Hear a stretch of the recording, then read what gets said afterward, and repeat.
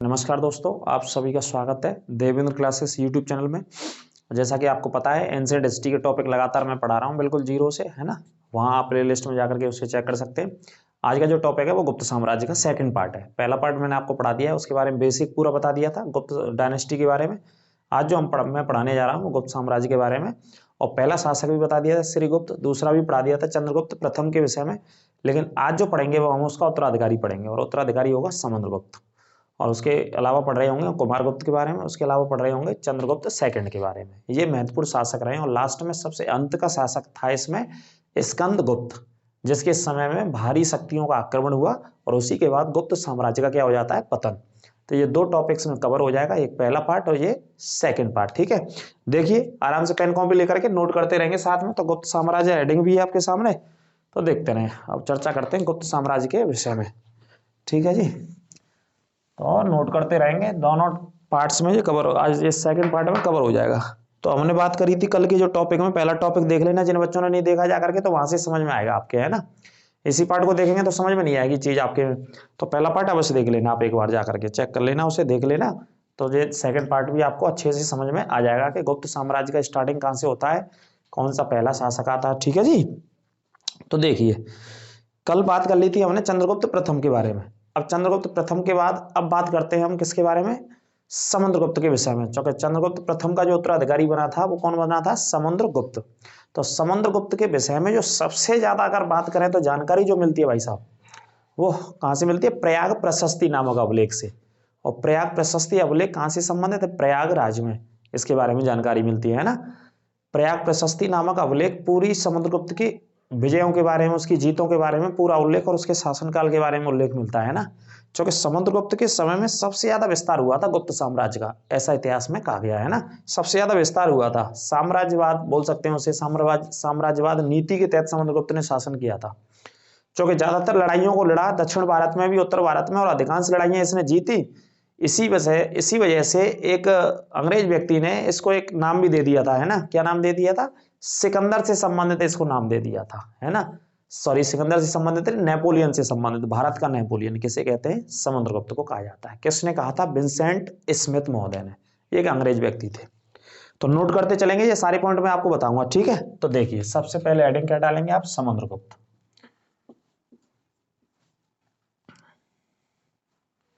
समुद्रगुप्त डालेंगे हेडिंग। ठीक है, समुद्रगुप्त के विषय में हम पढ़ेंगे इस टॉपिक में। तो शासक का नाम है समुद्रगुप्त, है ना। तो पहला पॉइंट देखिए, पहला पॉइंट इसके विषय में लिख लीजिए। सबसे ज्यादा विस्तार की अगर बात करें तो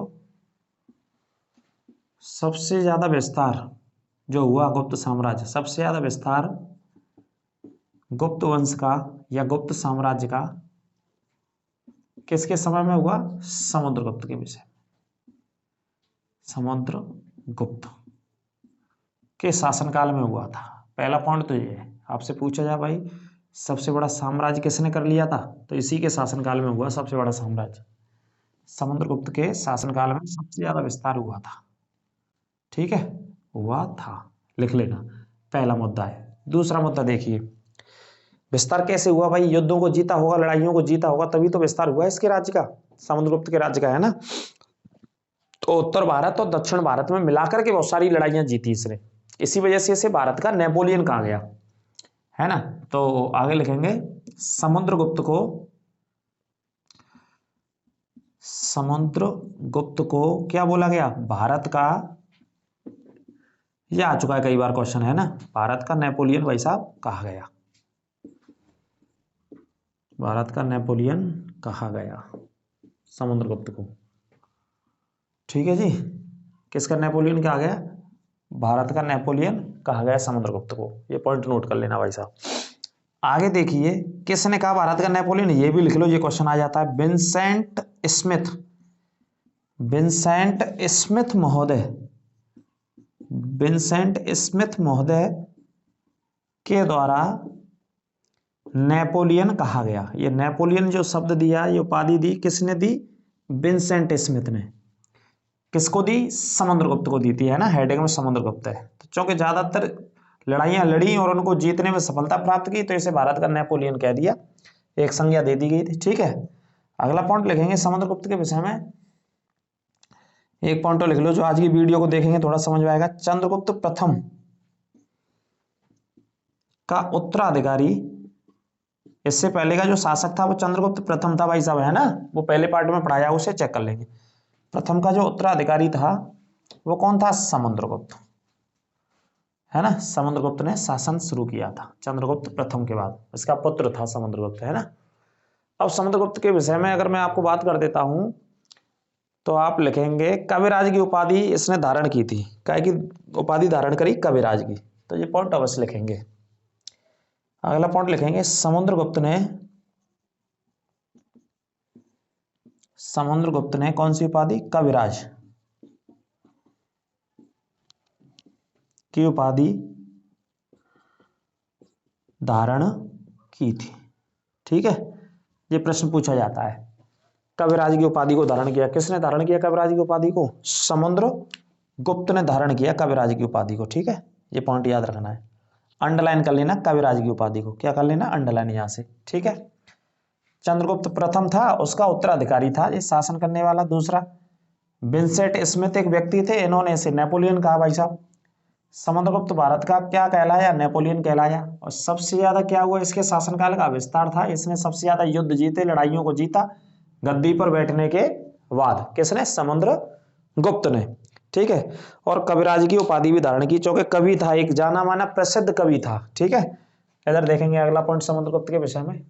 अगला मुद्दा देखिए, समुद्रगुप्त को सिक्कों पर बीड़ा बजाते हुए, है ना, बीड़ा बजाते हुए दर्शाया गया है।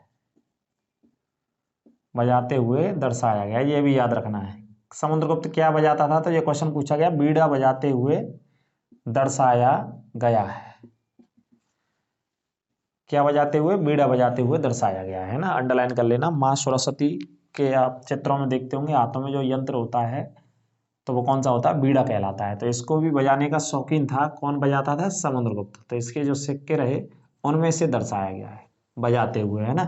ये भी भाई महत्वपूर्ण प्रश्न है।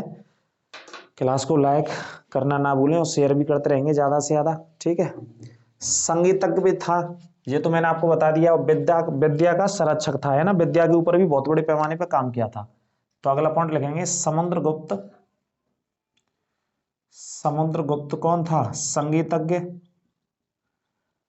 संगीतज्ञ था और विद्या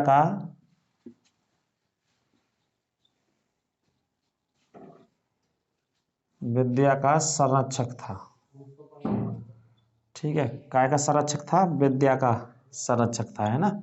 ये भी अंडरलाइन कर लिया। संगीतज्ञ तो था ही था, लेकिन इसके अलावा क्या था? विद्या का संरक्षक था, है ना। विद्या का संरक्षक और संगीतज्ञ, अंडरलाइन कर लेना इस पॉइंट को। यही तो पूछे जाते हैं भाई, पुलिस, एसएससी, जीडी और ऐसे आप एग्जाम दोगे वहां यही प्रश्न पूछे जाते हैं उठा करके। यही पॉइंट आपको याद रखने हैं ना, इंपोर्टेंट इसमें से, तो काफी महत्वपूर्ण है ये। अब समुद्रगुप्त के विषय में जो जानकारी हमें मिलती है इतिहास में, जो इतिहास हमें बताता है, या एग्जामिनर की जो डिमांड रहती है सबसे ज्यादा, एग्जाम पॉइंट ऑफ व्यू के हिसाब से भैया सबसे ज्यादा जो डिमांड रहती है, कभी कभी पूछ लेता है समुद्रगुप्त के विषय में सबसे ज्यादा जानकारी कौन से अभिलेख के माध्यम से मिलती है? तो एक अभिलेख प्रयागराज से मिला था, पुराना नाम इलाहाबाद और वर्तमान नाम प्रयागराज। क्या नाम था उस अभिलेख का?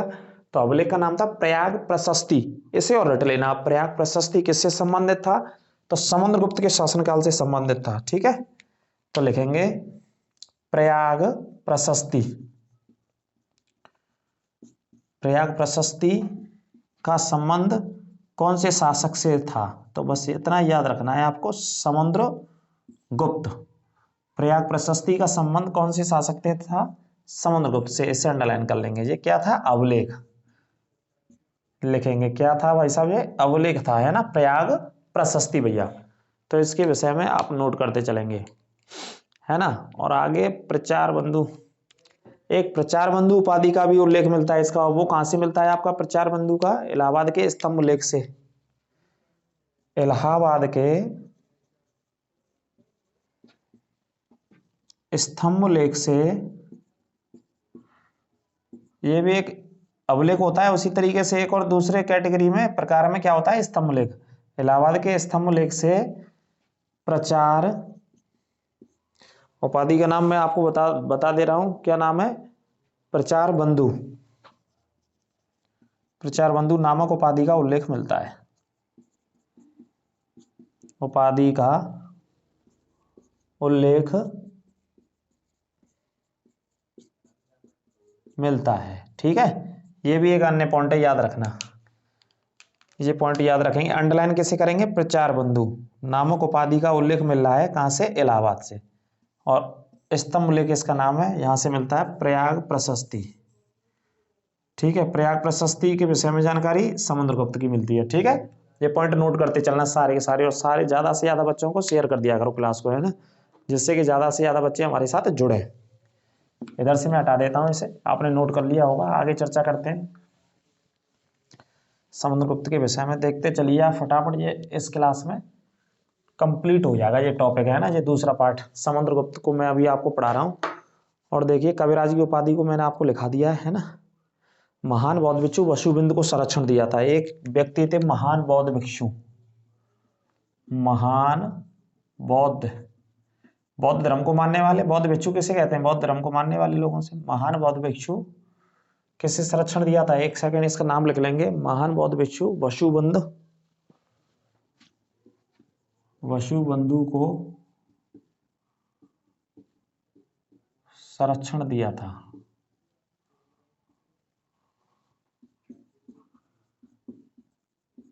संरक्षण दिया था। ठीक है जी, तो ये अंडरलाइन कर लेना। वसुबंधु को अपने दरबार में संरक्षण दिया था। किसने दिया था? समुद्रगुप्त ने संरक्षण दिया था भाई साहब, है ना। ये पॉइंट नोट कर लेंगे आप।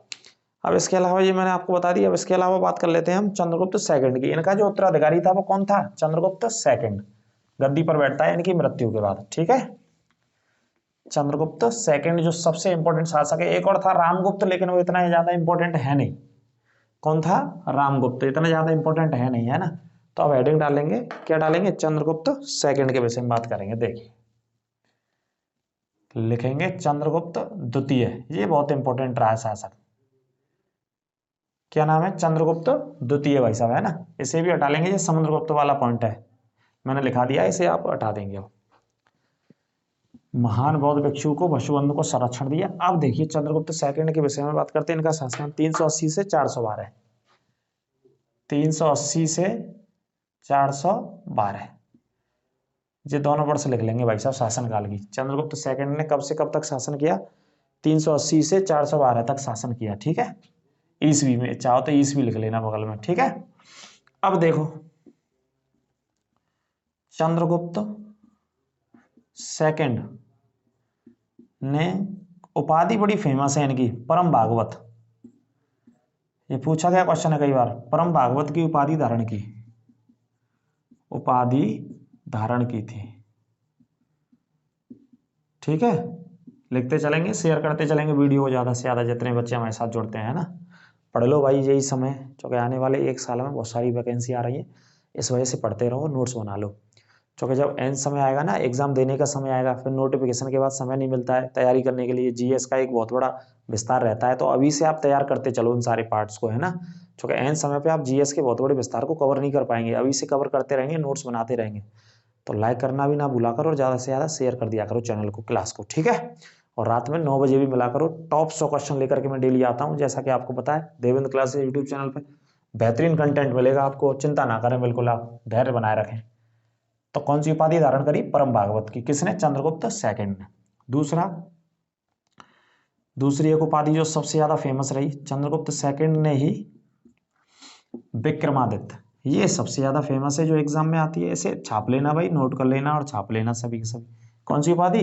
विक्रमादित्य नामक उपाधि धारण की थी, है ना। कौन सी उपाधि धारण की थी? विक्रमादित्य नामक उपाधि धारण की थी। ठीक है, तीसरे मुद्दे पर चलते हैं। चंद्रगुप्त सेकंड के शासनकाल में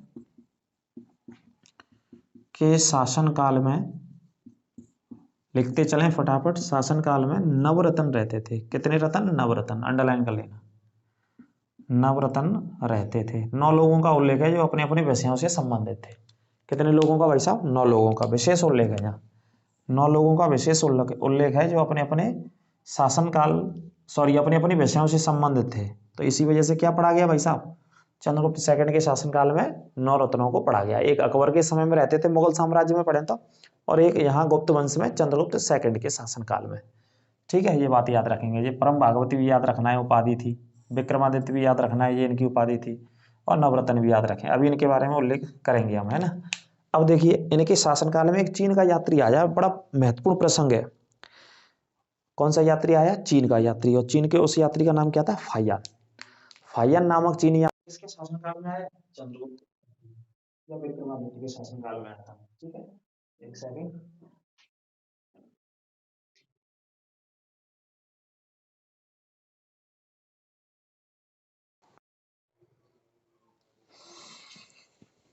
किसके शासनकाल में आया था? किनके शासनकाल में आया था? फाहियान चंद्रगुप्त सेकंड के शासनकाल में आया था। ठीक है, आगे देखिए तो लिखेंगे चंद्रगुप्त सेकंड।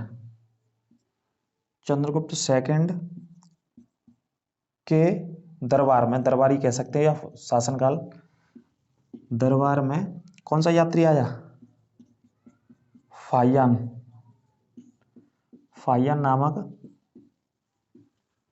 चीनी यात्री आया था। कौन से देश का था? चीन का था। अंडरलाइन कर लेंगे, ये पूछा ही जाता है। ये तो पुलिस के पेपरों में पता नहीं कितने हजार बार पूछा है। चीनी यात्री था, जिसका नाम था फाहियान। किसके शासनकाल में आया था? किसके दरबार में आया था? तो चंद्रगुप्त सेकंड उस समय शासन कर रहे थे। कब? 380 से 412 ईस्वी इनका शासनकाल है। इस शासनकाल में आया था।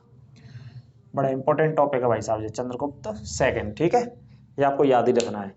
अगले मुद्दे की अगर बात करें तो अगला मुद्दा देखिए, पाटलिपुत्र और उज्जैन। पाटलिपुत्र और उज्जैन क्या थे? प्रमुख शिक्षा के केंद्र थे। प्रमुख शिक्षा के केंद्र थे। कौन कौन से दो थे प्रमुख शिक्षा केंद्र? एक तो पाटलिपुत्र था, एक उज्जैन के विषय में। दोनों शहरों के विषय में। अभी तो शहर है, लेकिन उस समय एक प्रांत थे, जो राज्य थे। शिक्षा का केंद्र इनको बताया गया। काय का केंद्र बताया गया? शिक्षा का, एजुकेशन का केंद्र बताया गया दोनों को। किनके शासनकाल में? किनके शासनकाल में बताया? चंद्रगुप्त सेकंड के शासनकाल में। ठीक है, नोट करते चलेंगे सभी, साथ साथ जितने हमारे साथ जुड़े हुए हैं नोट करते चलेंगे। ठीक है, काफी इंपॉर्टेंट क्लास है जी भाई साहब, बहुत महत्वपूर्ण क्लास है, टेंशन नहीं लेनी और नोट करते रहिए। अगला, फाहियान ने एमपी को क्या बोला? ब्राह्मणों का देश कहा था, है ना। देवराज और देवगुप्त, और लिख लीजिए इनके बारे में। इनको क्या बोला जाता था? देवराज भी बोला गया और देवगुप्त भी बोला गया। ये भी इन्हीं को बोला गया। ठीक है, ये दोनों नाम भी नोट कर लेना। देवराज और देवगुप्त किसे कहा गया?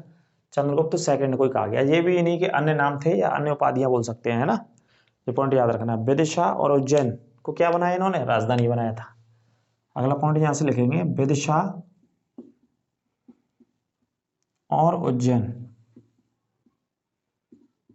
विदिशा और उज्जैन को राजधानी बनाया था। राजधानी बनाया था। किसे बनाया? एक तो विदिशा को राजधानी बनाया, दूसरा किसे बनाया? उज्जैन को बनाया था। किसने राजधानी बनाया भाई साहब? राजधानी बनाया था चंद्रगुप्त सेकंड ने अपनी, है ना। क्योंकि आमतौर पर अगर करें तो गुप्त वंश, जैसा कि मैंने पहले पार्ट में बताया, गुप्त वंश के विषय में जो उल्लेख है वो कहाँ है? इनका जो निवास स्थान था भारत में, वो मध्य भारत में रहते थे, मध्य प्रदेश वाले हिस्सों में रहते थे। ठीक है, ये पॉइंट आपको याद रखने, विदिशा वाला और उज्जैन वाला आपको याद रखना ही रखना है। ठीक है, ये राजधानी बनाई थी इन्होंने। अब मैंने हटा देता हूँ, आपने नोट कर लिया होगा उम्मीद है, और नहीं तो फिर दोबारा से कर लेना, है ना। आगे मैं चर्चा करता हूँ कुछ और मुद्दों की, है ना, और किस लिए जाने जाते हैं जे। और देखिए मुद्दे 2 बार देखना, याद हो जाएगा। चंद्रगुप्त सेकंड बहुत इंपॉर्टेंट है ये, है ना, ये टॉपिक ही बहुत इंपॉर्टेंट है। और इनको क्या बोला जाता है? शक विजेता। अगला पॉइंट लिखेंगे, चंद्रगुप्त सेकंड को इन्होंने शकों को हराया था। सेकंड को क्या बोला जाता है? शक विजेता के नाम से भी जाना जाता है भाई साहब। शकों को हराया था इन्होंने, शक विजेता कहा जाता है। नोट करते चलेंगे साथ साथ, चिंता करने की कोई आवश्यकता नहीं है। और लाइक करना भी वीडियो को ना भूलें, है ना। शक विजेता कहा जाता है इनको। ठीक है, अब देखिए इनके विषय में बात करते हैं। तो कुछ महत्वपूर्ण व्यक्ति इनके दरबार में रहते थे, है ना। जैसा कि मैंने बताया, कितने लोग रहते थे, नवरत्न रहते थे। वैसे पहले पार्ट में बता दिया जी मैंने, नवरत्न वाला है ना, इसे वहां से पढ़ लेंगे आप। नवरत्न रहते थे, किन के शासनकाल में रहते थे, चंद्रगुप्त सेकंड के शासनकाल में, जिसे मैं पढ़ा रहा हूं। अब इनमें कुछ व्यक्ति फेमस थे, जैसे उनके नाम अगर मैं बताऊं तो कालिदास। कालिदास को आप पढ़ लीजिएगा, बहुत महत्वपूर्ण। कालिदास बहुत प्रसिद्ध व्यक्ति थे। प्रसिद्ध कौन थे, साहित्यकार। प्रसिद्ध साहित्यकार कौन थे, कालिदास थे, है ना, उस समय के। और इसके अलावा अगर हम बात करें तो जैसे धन्वंतरी, धन्वंतरी किसके शासनकाल से संबंधित थे, है ना। ये कौन से प्रसिद्ध चिकित्सक थे, डॉक्टर साहब थे धन्वंतरी, प्रसिद्ध चिकित्सक थे, इन्हीं के दरबार में रहते थे, है ना। ये कुछ महत्वपूर्ण व्यक्ति। जैसे अगर मैं बात करूं, ये साहित्यकार हो गए। साहित्यकारों में आपको पता है इन्होंने कौन कौन सी किताबें लिखी, जैसे मेघदूत, है ना, जैसे ऋतु संहार, संहार, जैसे बहुत फेमस किताब एक अभिज्ञान शाकुंतलम, ठीक है, ये बहुत फेमस किताब है इनकी, अभिज्ञान शाकुंतलम। एक मालविकाग्नम मित्रम है, कौन सी किताब है, मालविकाग्नम, माल विकाग्नम मित्रम है। किन की पुस्तक है ये पुस्तक है आपकी कालिदास की, ठीक है। तो साहित्य की दृष्टि से भी काफी इंपॉर्टेंट है। और धन्वंतरी चिकित्सा का जनक कहा जाता है, चिकित्सा की पद्धति के बारे में इन्होंने विकसित किया। धन्वंतरी किसके शासनकाल में, चंद्रगुप्त सेकंड के शासनकाल में भाई साहब। इसके अलावा एक व्यक्ति थे जो बहुत फेमस है, एग्जाम में आ जाते हैं, छपड़क। कौन थे, ज्योतिषी थे। ये भैया हाथ देखते आओ, इन्हें हाथ दिखाओ तुम भाई, और ये तुम्हारा भविष्य बताएंगे, है ना। एक अमर सिंह नाम के व्यक्ति थे, अमर सिंह नाम के व्यक्ति थे। इन्होंने एक किताब लिखी अमरकोश के नाम से। किस नाम से लिखी, अमरकोश के नाम से। ये भी बहुत फेमस व्यक्ति थे इनके दरबार के, है ना। तो शंकु थे, घटक पर थे, इस तरीके से बहुत सारे व्यक्ति थे जो मैंने आपको पहले टॉपिक में या पहले वीडियो में इनके विषय में डिस्कस कर दिया था, है ना। तो इन पॉइंटों को आप याद रखेंगे, इन्हें भी नोट कर लेंगे आप, ठीक है। और पहला पार्ट देख लेंगे, वहां मैंने 9 लोगों के बारे में बता रखा है। लेकिन कालिदास बहुत इंपॉर्टेंट है। और पंचतंत्र एक किताब आपने सुनी होगी, काफी फेमस है। किसने लिखा, विष्णु शर्मा ने। तो पंचतंत्र भी इसी समय लिखी गई। पंचतंत्र की रचना किसने की, विष्णु शर्मा जी ने। जो भी शर्मा जी थे हमारे, उन्होंने करी पंचतंत्र की रचना, है ना। तो ये भी पॉइंट आपको याद रखना है। तो कहने का मतलब है चंद्रगुप्त सेकंड का शासनकाल काफी महत्वपूर्ण रहा, है ना। अगर आर्यभट्ट की बात करें, दशमलव पद्धति की बात करें, तो इन्हीं के समय में आई है ना। देखिए कुछ और पॉइंटों को बता देता हूँ, मैं इसे हटा देता हूँ, नोट करते चलना साथ में आप, जिससे दिक्कत ना हो आपको बाद में, है ना। नोट करते रहेंगे, नहीं दोबारा नोट कर लेंगे। अगला पॉइंट आता है एक आता है अगला पॉइंट किसके विषय में, देखिए शून्य का सिद्धांत, है ना। शून्य का सिद्धांत किसने दिया, शून्य का सिद्धांत आर्यभट्ट ने, है ना। यह क्वेश्चन आ जाता है, दशमलव पद्धति कब शुरू हुई भारत में। दशमलव पद्धति किससे संबंधित थी, गुप्त काल से। और गुप्त काल में चंद्रगुप्त सेकंड के समय से संबंधित थी जी, ठीक है। ये बात आपको याद रखनी है इसके विषय में।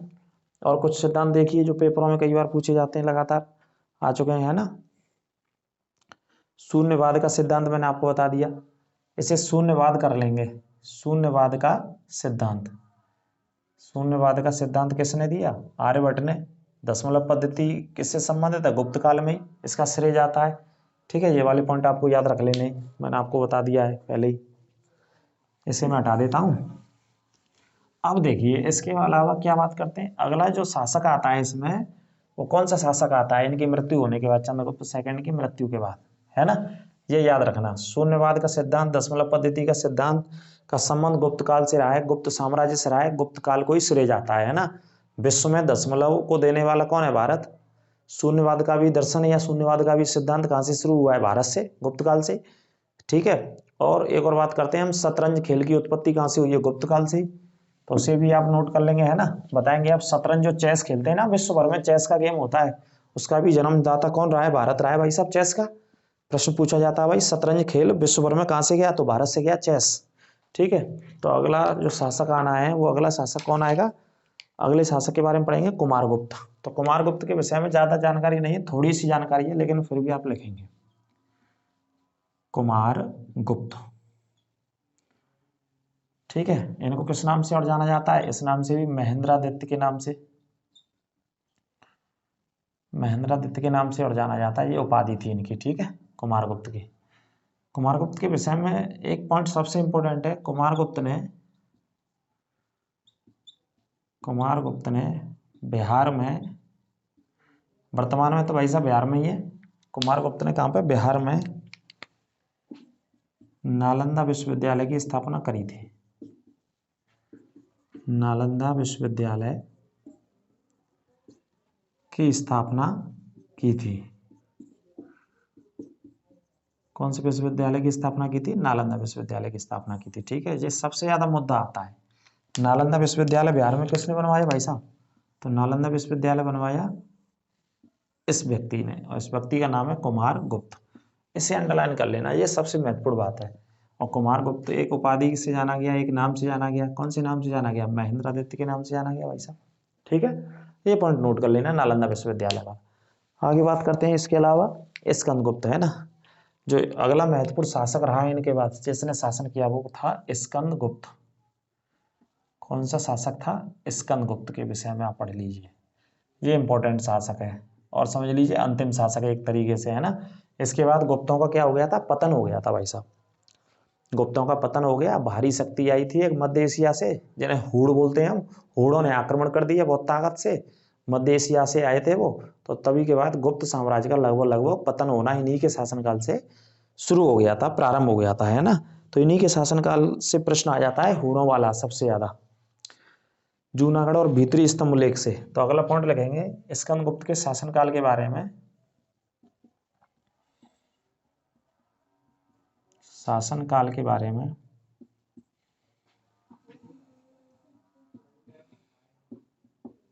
शासनकाल के बारे में स्कंदगुप्त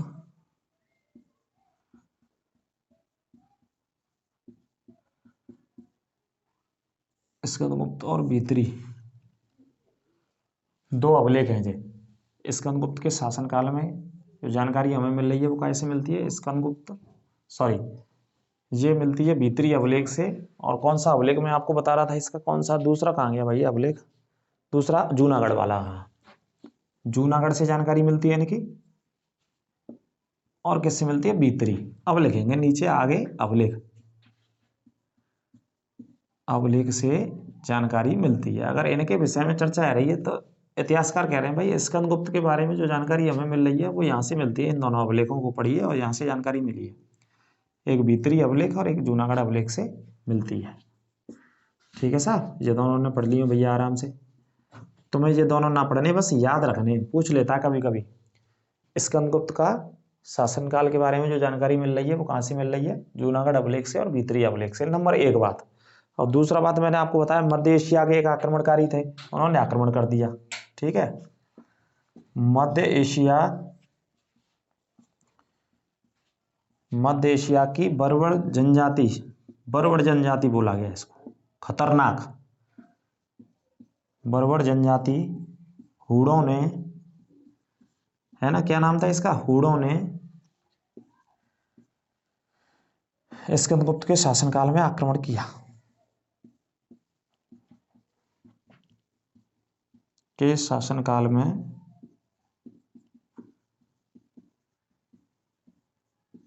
आक्रमण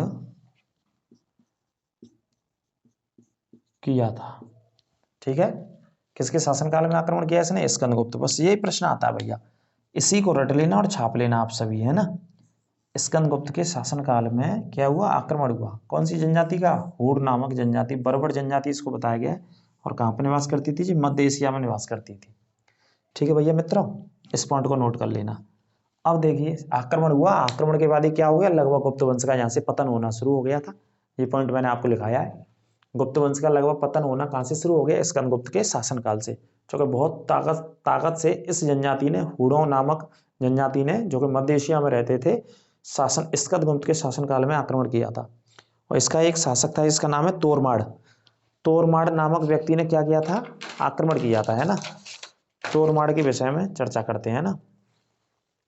देखिए, हुड़ों का प्रसिद्ध आक्रमणकारी, क्या लिखेंगे, हुड़ों का प्रसिद्ध, उस तरफ मैं आपके लिए लिख लेता हूं, है ना। हुड़ों का जब प्रसिद्ध आक्रमणकारी था वो कौन था, तोरमाड़। इसने भारत पर आक्रमण किया था। अगर व्यक्ति का शासक का नाम आपसे कभी पूछ ले तो लिखेंगे स्कंदगुप्त का, स्कंदगुप्त के शासन काल में,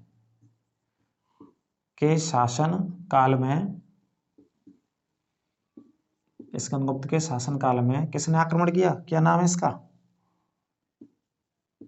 हूण आक्रमणकारी तोरमाड़। अंडरलाइन कर लेना, तोरमाड़ ने आक्रमण किया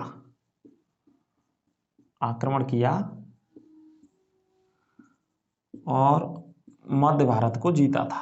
आप ऐसे लिख सकते हो, मध्य भारत को जीत भी लिया था इसने आक्रमण करके, है ना। जीत लिया था, किसे जीत लिया था, मध्य भारत को जीत लिया था। ठीक है भाई साहब, क्या नाम है, तोरमाड़, जिसने आक्रमण किया। जनजाति का नाम हूण। ठीक है, और आक्रमण किसके शासनकाल में कर रहे हैं भाई साहब, स्कंदगुप्त के शासनकाल में कर रहे हैं आक्रमण। और आक्रमण करके किसे जीता इन्होंने, भारत के कौन से हिस्से को, मध्य भारत को जीत लिया था, प्राप्त कर लिया था। और यहीं से पतन शुरू हो गया था गुप्त साम्राज्य का। पहले पार्ट में मैंने बताया है गुप्त साम्राज्य की विशेषता क्या है भाई साहब, दशमलव को देने वाला गुप्त साम्राज्य है ना, शून्यवाद का सिद्धांत देने वाला गुप्त साम्राज्य, स्वर्णकाल, भारतीय इतिहास में गोल्डन टाइम या गोल्डन पीरियड किसे बोला कहा जाता है, गुप्त साम्राज्य को, गुप्त डायनेस्टी को कहा जाता है। साहित्य की वजह से, मंदिरों के निर्माण की वजह से, ये मैंने पहले पार्ट में पढ़ाया हुआ है। और ये पार्ट था शासकों के विषय में, बहुत सेलेक्टेड, बहुत इंपॉर्टेंट, ज़्यादा इंपॉर्टेंट चीज़ों के बारे में बताने के लिए। तो इनको आप नोट्स भी बनाते रहेंगे, नोट करते रहेंगे, ठीक है। तो यहाँ से पतन शुरू हो गया था इस आक्रमण के बाद। अब देखो आगे क्या हो रहा है, इसे मैं हटा दूं। लगभग पढ़ने के क्रम से और याद करने के क्रम से ये अंतिम शासक ही रहा भाई साहब, है ना। कौन सा, स्कंदगुप्त। अब इसके विषय में, इसका पुत्र था मेहरकुल। एक लाइन और मैं बता देता हूं, तोरमाड़ का पुत्र मेहरकुल नाम का व्यक्ति था। तोरमाड़ का पुत्र मेहरकुल था, जिसे मालवा के शासक, मालवा मध्य प्रदेश में स्थित एक जगह है जी, है ना। उस समय राज्य था, अब तो एक जिले के तौर पे या एक इलाके के तौर पे जाना जाता है। जैसे मालवा के शासक यशोवर्मन ने, क्या नाम था शासक का, यशोवर्मन, और एक और शासक ने इसे हराया था, मगध के शासक नरसिंहगुप्त। और मगध के शासक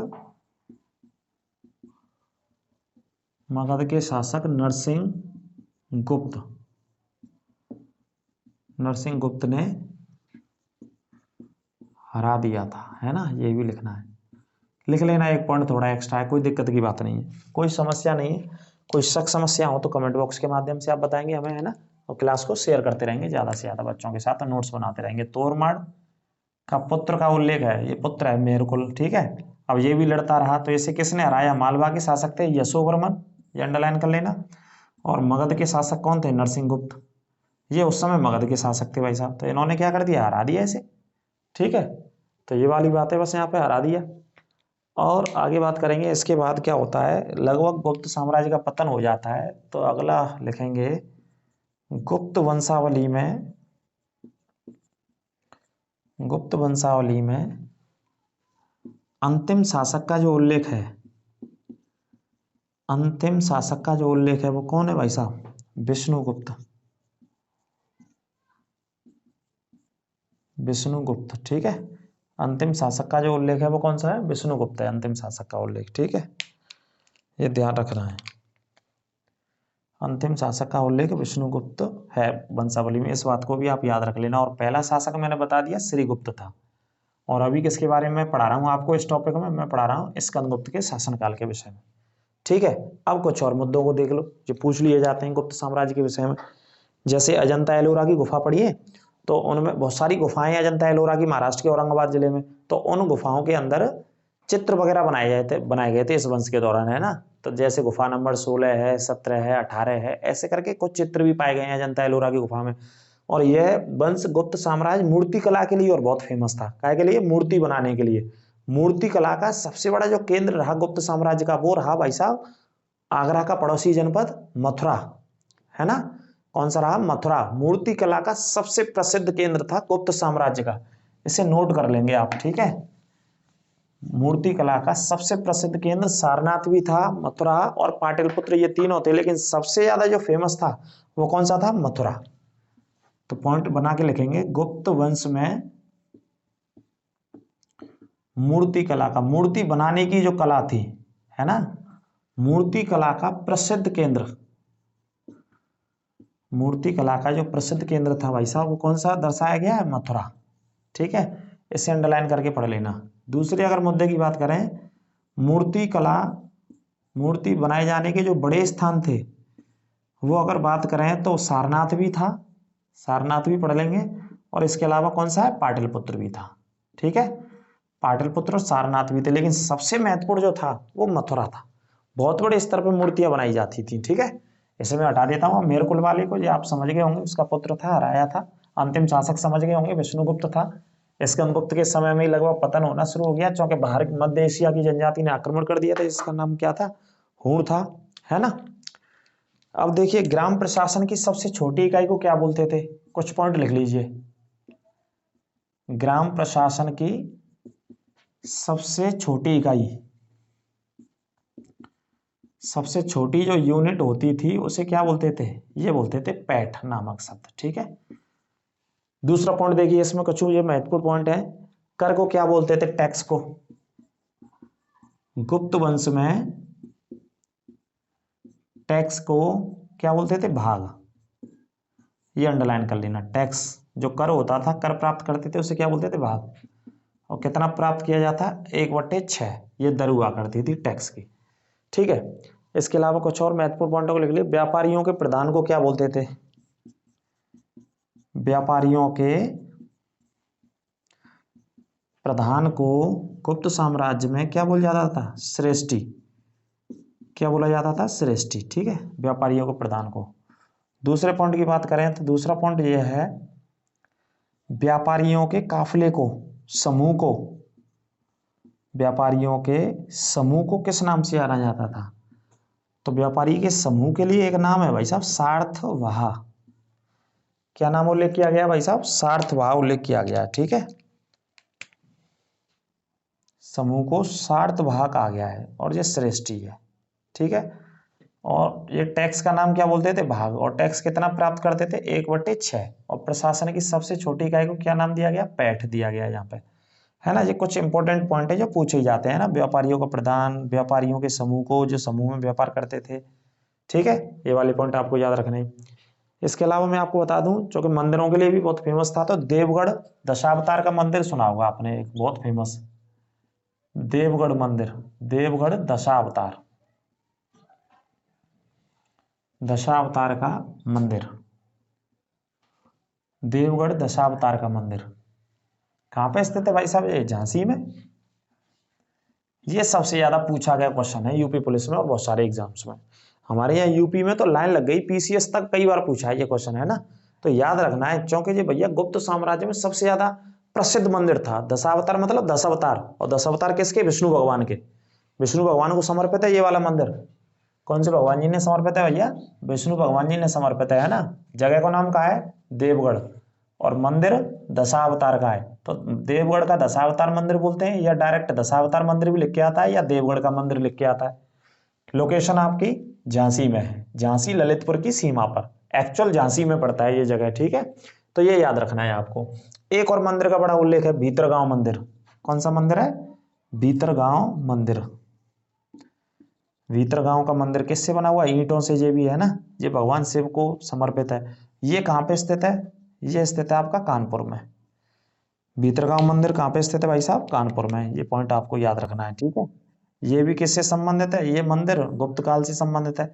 अगर बात करें भैया, ये दोनों मंदिरों का निर्माण कहाँ पे हुआ? चंद्रगुप्त सेकंड के शासनकाल में इन दोनों मंदिरों का निर्माण हुआ। एक तो देवगढ़ वाले मंदिर का, जो कि कहाँ पे? झांसी में, और दूसरा भीतरगांव वाले मंदिर का, जो कि कहाँ स्थित है भाई साहब, कानपुर में। चंद्रगुप्त सेकंड के शासनकाल में बने थे, ये निर्माण हुआ था इन मंदिरों का। ठीक है, ये वाली पॉइंट भी आपको याद रख लेने। अब इसके अलावा एक तिगवा का मंदिर था जबलपुर में, ये भी लिख लो आप। कौन सा मंदिर, तिगवा का टेम्पल कहाँ पे स्थित है, जबलपुर में। ठीक है, तिगवा का मंदिर जबलपुर, जबलपुर कहाँ है जी, कमेंट बॉक्स में बताना आप, लेकिन उससे पहले तुम लिख ही लो, कमेंट बॉक्स में बताएंगे एमपी में स्थित है। ठीक है, तो ये वाले पॉइंट हो गए आपके। अब इससे पहले का जो मैंने पार्ट पढ़ाया था वो पहला पार्ट था, उसमें भी बहुत सारी बेसिक मैंने जानकारी दे दी है आपको गुप्त डायनेस्टी के बारे में, गुप्त साम्राज्य में कितने शासक हुए है ना, किसके समय में नवरत्न हुए थे, क्या क्या विशेषताएं थी, कुछ महत्वपूर्ण विशेषता मैंने आपके सामने लिख भी दी है ना। प्रशासन की इकाई को बोल लीजिए, या टैक्स को क्या बोलते थे, या व्यापारियों को क्या बोलते थे, व्यापारियों के समूह को क्या बोलते थे, सार्थवा कहते थे, है ना। छोटी इकाई पैठ होती थी। तिगवा का मंदिर उधर जबलपुर में बनाया गया। मूर्ति बनाने का जो सबसे बड़ा सबसे प्रसिद्ध जो स्थान रहा इस समय का, इस शासनकाल का, वो मथुरा में माना जाता है, मथुरा में बताया गया। लेकिन मथुरा के अलावा और भी मूर्ति बनाई जाती थी, तो वो सारनाथ में बनती थी, उसके अलावा और पाटलिपुत्र में बिहार में बनती थी, इन दोनों शहरों में। ठीक है, इसके अलावा यहाँ पे क्या बताया, ये मंदिर दो बहुत फेमस है, एक देवगढ़ का दशावतार झांसी और एक भीतरगांव का मंदिर कानपुर में। ठीक है, ये दोनों पॉइंट आपको याद रख लेने हैं। और कमेंट बॉक्स में आप बताना कानपुर उत्तर प्रदेश में काय के लिए जाना जाता है, कौन सा उद्योग फेमस है, ये कमेंट बॉक्स में बताना, अगली क्लास में हम इसका जवाब देंगे। और कमेंट बॉक्स में आप बताएंगे झांसी काय के लिए उत्तर प्रदेश के भीतर बहुत प्रसिद्ध है, बहुत फेमस है और जाना जाता है, जहां बहुत बड़े पैमाने पर निर्माण होता है किसी ना किसी चीज का। ठीक है, क्लास कैसी लगी आप अवश्य कमेंट बॉक्स में बताएंगे। और प्ले लिस्ट में जाकर के इससे पीछे के टॉपिक भी आपको पढ़ने हैं, बिल्कुल पढ़िए आप, फ्री ऑफ कॉस्ट पूरा कोर्स पढ़ा हुआ है, डाला हुआ है, हमारे द्वारा पढ़ाया जा रहा है। और मॉडर्न हिस्ट्री के भी टॉपिक्स आप हमारे द्वारा पढ़ाए जा रहे हैं। ठीक है, और लगातार इसी तरीके से क्लासें मिलती रहेंगी। और रात को 9 बजे आप टॉप 100 क्वेश्चनों के लिए अवश्य जुड़े हमारे साथ। ठीक है, नमस्कार, जय हिंद।